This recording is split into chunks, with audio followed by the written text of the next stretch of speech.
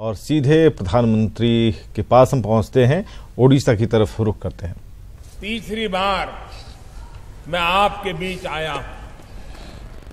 थोड़ी देर पहले यहां 1550 करोड़ रुपए से अधिक की परियोजनाओं का उद्घाटन, लोकार्पण या शिलान्यास किया गया है।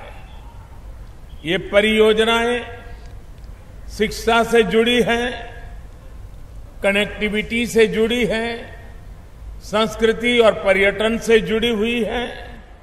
और मुझे खुशी है कि आज केंद्रीय विद्यालय सोनेपुर के स्थायी भवन का शिलान्यास हुआ है। जब ये काम पूरा हो जाएगा तो सोनेपुर के साथ साथ इस पूरे क्षेत्र के हजारों छात्र छात्राओं को लाभ होगा। ओडिशा में केंद्रीय विद्यालयों में हजारों छात्र छात्राएं पढ़ाई कर रहे हैं।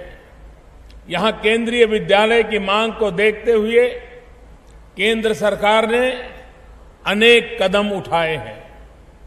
2014 के बाद कई नए केंद्रीय विद्यालयों का उद्घाटन यहां हो चुका है और कुछ पर काम अंतिम चरण में है।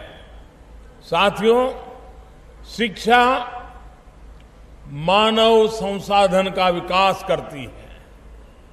ये संसाधन तब अवसरों में बदलते हैं जब कनेक्टिविटी का भी सहारा हो। इसी भावना के तहत ओडिशा में कनेक्टिविटी का विस्तार किया जा रहा है। आज रेलवे से जुड़े 6 प्रोजेक्ट्स का लोकार्पण या उद्घाटन किया गया है। इससे उड़ीसा के भीतर की कनेक्टिविटी तो सुधरेगी ही, देश के दूसरे राज्यों तक आवाजाही भी आसान होगी। इससे आप लोगों को आने जाने की सुविधा तो होगी ही, किसान भाइयों को अपनी उपज को बड़ी मंडियों तक या बड़े शहरों तक पहुंचाने में ज्यादा आसानी होगी।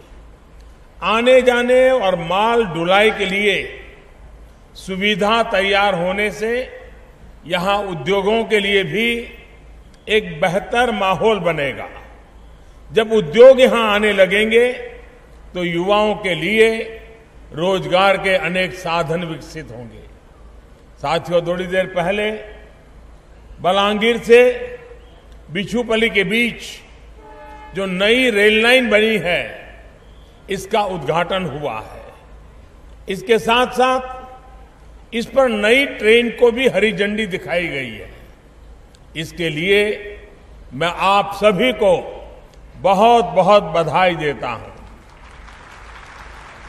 इसके अलावा झारसुगुड़ा के multi modal logistic park, Jharsuguda, बीजी नगराम और संबलपुर अंगुल लाइन के विद्युतीकरण, बाराली डुंगरीपल्ली और बलांगीर देवगांव के चौड़ीकरण और नागावली नदी पर बने पुल के लिए भी आप सब बहुत बहुत बधाई के पात्र हैं।